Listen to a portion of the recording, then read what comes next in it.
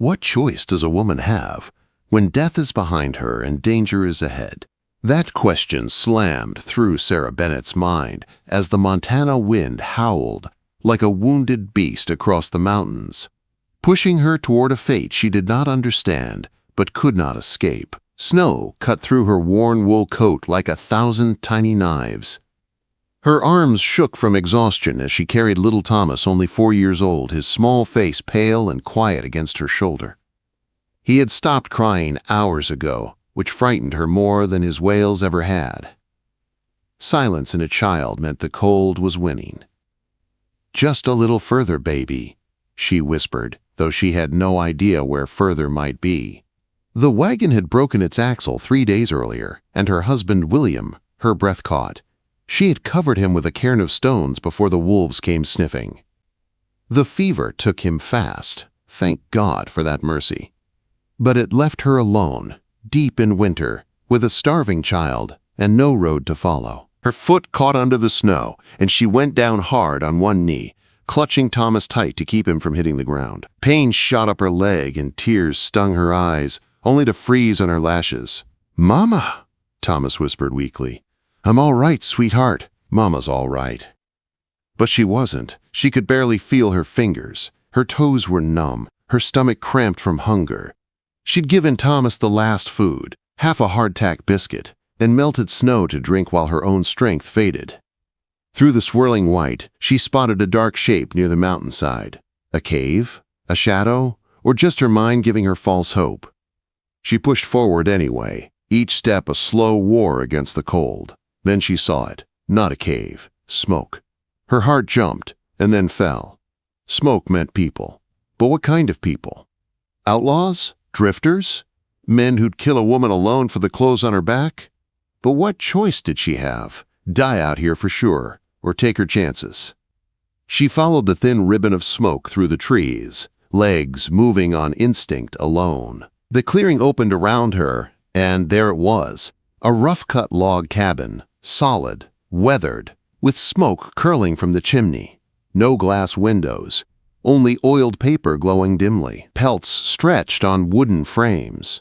A lean-to stacked with split wood, a trapper's cabin. Her heart sank. Trappers lived half wild, more beast than man, people said. William had warned her about them back when warnings mattered. Thomas whimpered in her arms. That decided it. She staggered to the heavy wooden door and knocked. The wind swallowed the sound. She knocked again, harder, the last strength in her shaking hand. The door jerked open so fast she nearly fell forward. A man filled the doorway. And Sarah had never seen a man so big, 6.5 feet at least, shoulders like a cut oak beam. Buckskin clothes and fur wrapped around him. A thick, dark beard streaked with silver, gray eyes cold as a winter sky, studying her in a single hard sweep. His eyes moved past her, scanning the clearing, making sure she wasn't tricking him. "Please," Sarah managed through chattering teeth. "My boy," quote. His eyes dropped to Thomas, lips blue, breath shallow. Something in that granite face shifted, not softness but a crack in the stone. "Get in," he growled, voice rough from disuse. Sarah stumbled past him into warmth that almost hurt. The cabin was simple but clean. A stone fireplace, flames roaring, a table, a bench, a bed of piled furs, dried meat hanging from the rafters, the scent of smoke and leather and the wild. The man shut the door behind them and threw more wood on the fire. "The boy's half froze," he said. "Strip him and wrap him in them furs. You too." Sarah's numb hands fumbled. The man made a low sound of impatience and stepped toward her. She flinched, but he only helped peel off Thomas's frozen clothes with surprising gentleness. "He ain't eaten recently." 3 days, maybe 4, Sarah whispered. I gave him the last. He wrapped Thomas in a thick bear pelt and set him by the fire, careful not to put him too close. Then he turned to her. "Your turn." Heat rushed into her face. "I can manage." "You can't barely stand. Pride will kill you quicker than cold." He said it plain, without shame or interest, just practicality. Sarah knew he was right. Her fingers wouldn't work. She let him help her out of her soaked dress until only her shift remained. "That'll do," she said, swallowing embarrassment. He draped a wolf pelt around her shoulders and eased her down onto a log bench by the fire. Warmth hit her like fire itself, bringing pain as her body began to thaw. The man moved around the cabin, heating water, mixing herbs into a tin cup. "Drink?" It was bitter, but hot. Sarah felt warmth bloom through her body. "Thank you," she whispered. "We would have died out there." He shrugged and cut strips of dried venison. "Maybe. Folks are tougher than they think." She fed Thomas small pieces first, making sure he chewed, then finally let herself eat. The man's voice came suddenly. "Where's your man?" "The fever took him 3 days back." "And you're headed where?" "Oregon Territory. My sister lives there." He snorted. "Oregon's 1,000 miles away." "In winter, with a starved boy and no supplies." "I know." The fire cracked between them. "You can't stay here," he said. The words stabbed her, though she'd expected them. "Just until the storm breaks. Please." "You don't understand, woman." His tone hardened. "I live alone for a reason. Been that way 10 years. I don't keep company, not with anyone." "Why did you let us in then?" He hesitated. No answer came. Sarah gathered her courage. "I can work, cook, clean, mend, just until spring." "No." "Please, my boy will die out there." "Not my concern." But his eyes flicked to Thomas. The crack in the stone widened. Sarah lowered her voice. "I beg you for him." He turned away, fists clenching tight. When he spoke again, his voice was deeper, rough, dangerous. There'd be conditions. Her stomach clenched. She had known this moment was coming. What kind of conditions? He turned, eyes wild, raw, hungry. "You want shelter and food and protection through this winter?" He stepped closer. The firelight turned his face into carved stone. "Then you'll pay for it." Quote. The room seemed to hold its breath. "Your body is mine until I have my sons. 2 of them. Strong boys to carry on after I'm gone. That's the price of survival. Take it or leave it." Outside, the storm raged like a demon. Inside, Sarah felt the world tilt. She looked at Thomas, warm at last, breathing steady. There was never a choice. "I accept," she whispered. The mountain man nodded once, sharp as a trap closing. "My name is Josiah Pike," he said.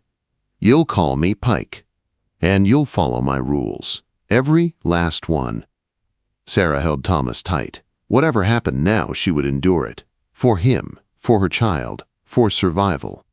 What kind of life had she agreed to? That question clawed at Sarah as dawn crept through the oiled paper window the next morning. The fire had burned low, and the cabin felt colder than she expected. Thomas still slept in his nest of furs. His cheeks held more color today, a blessing she clung to with both hands. Sarah rose slowly, stiff from exhaustion and fear. She pulled on her dry dress, wrapped her shawl tight, and checked on Thomas again before hearing the door open. Pike stepped inside, carrying an armful of split wood, a blast of cold air chasing him. He glanced at her once, sharp, assessing, but said nothing as he rebuilt the fire. "There's a bucket by the door," he said finally. "Stream's out back, 30 paces. Don't wander further." Sarah found the bucket and stepped outside. The world lay buried under fresh snow. The trees bowed under the weight of it. Her breath froze in the air. She hurried to the stream, filled the bucket, and returned with her fingers burning from the cold. Pike had porridge simmering in a pot. He ladled out 2 bowls and jerked his head toward Thomas. "Wake the boy, he needs to eat." Thomas stirred when she touched his shoulder. His little hand reached out and grabbed her dress. "Where are we, Mama?" "In a safe place," she said gently. "Mr. Pike is helping us." Thomas peeked at the big man with wide eyes. Pike didn't look up, but she saw his jaw tighten, like he wasn't sure how to handle the child's gaze. After breakfast, Pike stood and faced her with that hard, unreadable stare. "Time you learn the rules proper." He showed her every corner of the cabin, where tools were kept, how firewood was stacked, how pelts were sorted. How food stores were organized. Everything had its place, exactly his way. "You'll cook morning and evening," he said. "I trap during the day. I'll be close enough to hear if you holler." Sarah nodded. "The boy can help with small chores when he's stronger." Her throat tightened at the word boy. Pike said it flat, not unkind, not warm, just factual. But she saw him glance at Thomas with something she couldn't name. He lifted a rifle from the wall. "You know how to shoot?" "My husband taught me."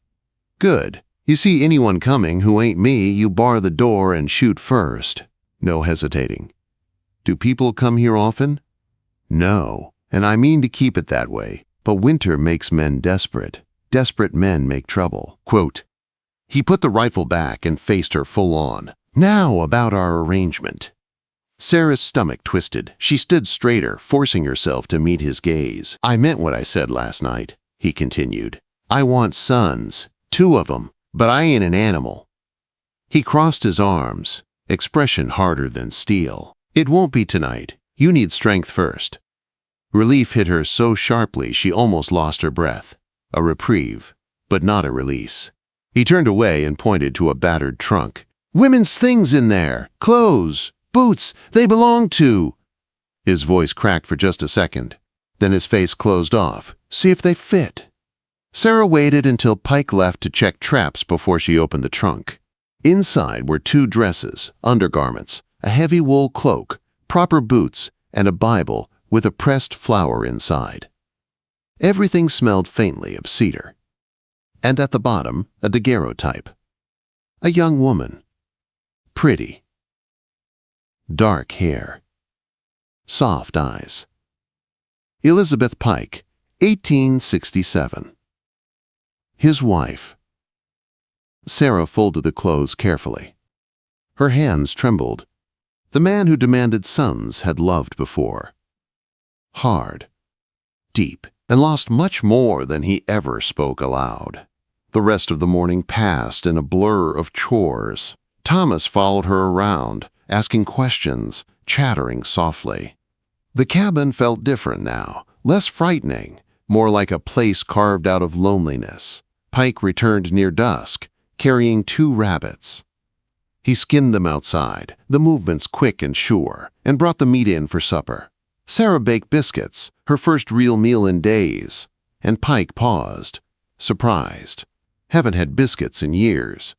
They ate in quiet, but not uncomfortable quiet. When Thomas made a game out of his food, Sarah worried Pike would scold him. Instead, Pike watched him with a look Sarah couldn't read, something caught between pain and longing. "Boy needs to learn useful things," Pike said gruffly. "Too young to do nothing. He's only 4. Old enough to fetch wood, feed a fire, sort pelts." Sarah bit her tongue. This was Pike's home, his world, his rules. After supper, Pike pulled out a worn deck of cards. "You play?" "A little." Quote.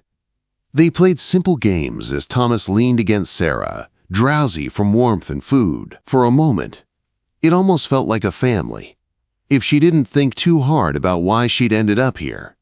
When Thomas fell asleep, she tucked him into his furs. Pike watched quietly.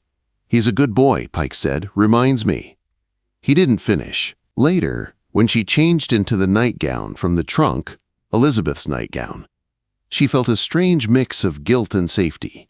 Pike came in after banking the fire and checked the door. He moved slow, tired from the day. He climbed into the bed on his side, not touching her, not reaching for her, just lying there, breathing steady. In the darkness, his voice broke the silence. Her name was Elizabeth. She died 8 years ago, birthing our second. First went with her, both boys.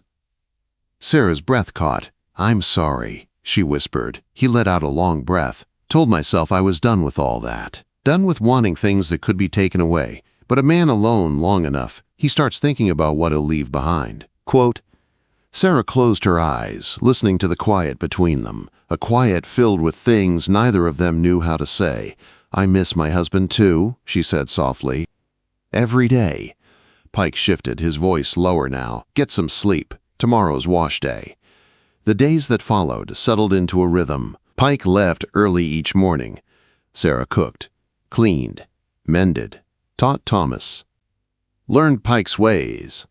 How he liked his coffee, how he stored his pelts, how he checked the weather by the wind's sound. Thomas followed Pike around like a shadow whenever he could. Shadow or sun, Sarah wasn't sure which Pike saw him as. One night, as she lay in the dark again, Pike spoke suddenly. "You're a good mother." "The boy's lucky." Her heart tugged painfully. "Thank you." "Spring is months off. You might adjust to this life by then." The meaning under his words was clear. The bargain still hung between them. "I might," she whispered. And to her horror and her surprise, she meant it. More storms came, more days of quiet work, and slowly the edges between them softened, until the day the fever hit. Pike woke burning hot, skin flushed, breath ragged. His strength, so fierce and solid, vanished. He could barely lift his head. "Just a chill," he muttered, but by noon he was delirious. Sarah sat at his side through the night, cooling his forehead, whispering calm, feeding him broth, holding him as he thrashed and called out for people long gone. Elizabeth, his sons. She held him through the worst of it and prayed harder than she ever had. And on the second night, the fever broke. Pike opened his eyes and found her still there. "You stayed." "Of course I stayed. You could have let me die, taken supplies, left. I never even thought about it." Pike stared at her for a long, raw moment. Then, "Why?" "Because you saved us, and I won't abandon the man who saved my boy." Slowly, Pike reached for her hand. His fingers were rough, still trembling. "You're a good woman, Sarah Bennett," he whispered. "Better than I deserve." "Not true," she whispered back. He squeezed her hand before drifting into sleep. From that night on, everything changed. Not spoken, not agreed to, just felt. Deep, quiet, real. The bargain between them began to shift into something neither had expected, something dangerous, something tender, something that might one day become love. What does a man do when he realizes he finally has something to lose? Pike learned that answer on a quiet morning 2 weeks after the winter storm, when Sarah's scream cut through the cold air like a knife.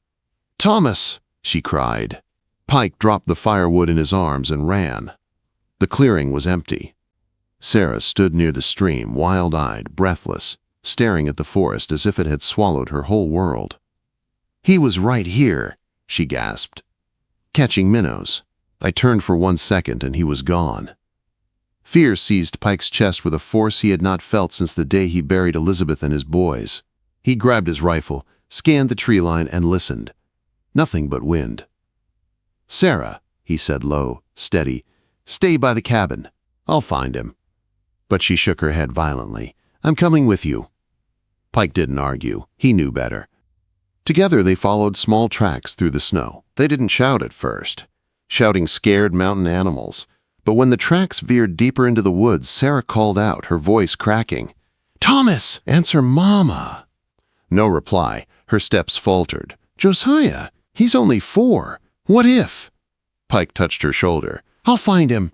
I swear on my life." They pushed deeper until the tracks disappeared under pine needles. Sarah's voice broke. "He's lost, Josiah. He's really lost."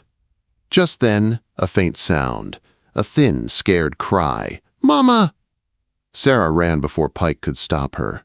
She crashed through the brush and dropped to her knees beside Thomas, huddled beneath a big pine, trembling from cold and fear. "Mama!" he sobbed. "I followed a bird. Then I couldn't get back." Sarah held him so tight, Pike thought she might never let him go. He knelt beside them, relief flooding him like warm water. But something was wrong. Thomas's face was too flushed, his body too hot. Pike pressed a hand to the boy's forehead and felt fire beneath his skin. "Fever," Pike muttered, "fast and hard." Sarah's panic rose again. Is he going to be all right?" Pike didn't answer. Not yet. He lifted Thomas into his arms and ran, Sarah stumbling behind him as he barreled toward the cabin. Once inside, Pike set Thomas near the fire, stripped off his wet clothes, and ordered Sarah to boil water. His voice was sharp, urgent, driven by fear he did not show. For hours they worked, cooling Thomas's skin, forcing water into his dry mouth, whispering prayers through cracked voices, but the fever climbed higher. "Mama, Papa." Thomas whispered, eyes unfocused. Sarah gasped. Pike froze. Those words struck like a hammer. He brushed Thomas's hair back with shaking hands. "I'm here, little man." "You're safe." By dawn, Thomas wasn't responding at all. "He needs a doctor," Pike said, voice rough. "There's one in Cedar Falls. Days away." "Then we go," Sarah said instantly. "It's a hard ride." "I don't care." "I won't leave him."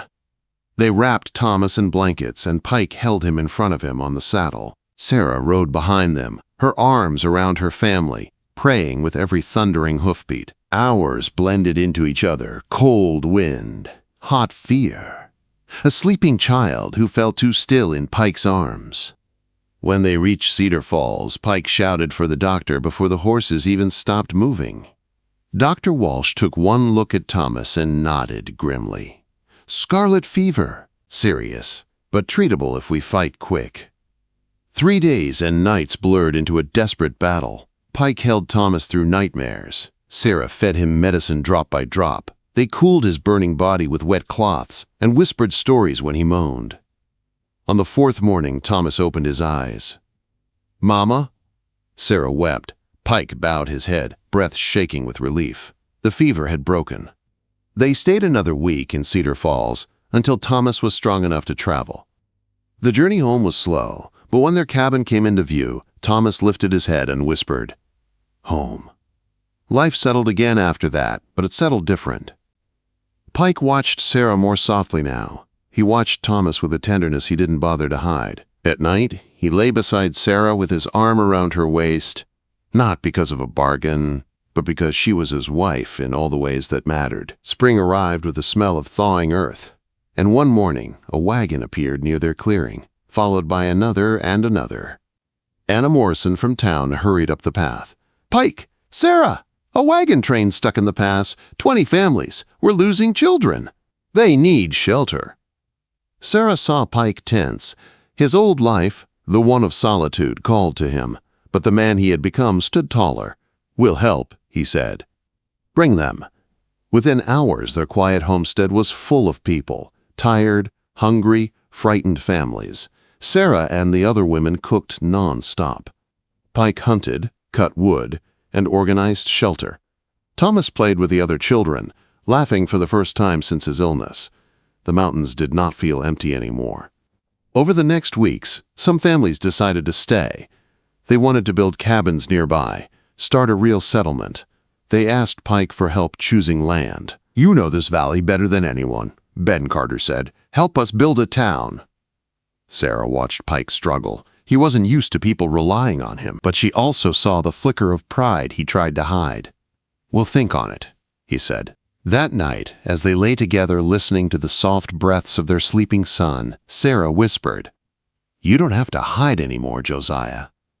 He turned toward her, eyes warm.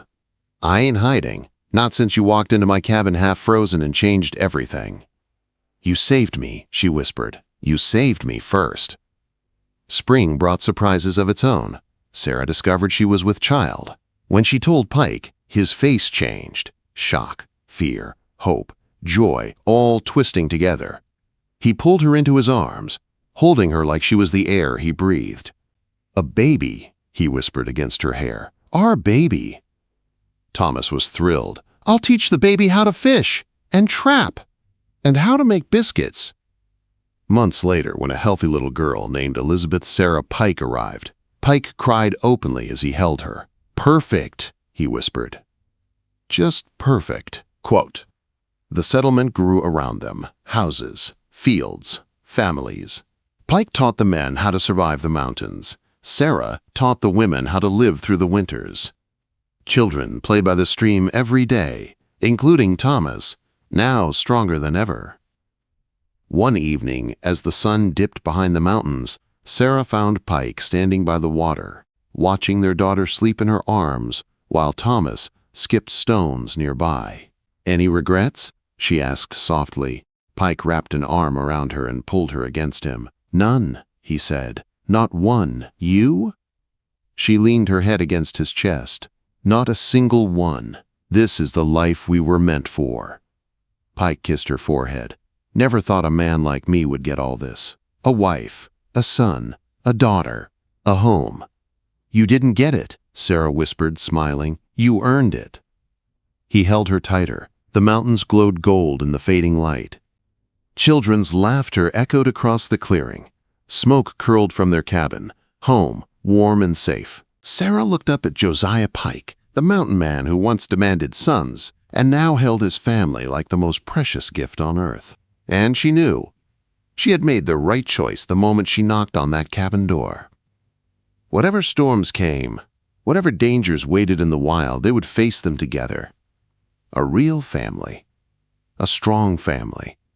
A mountain family.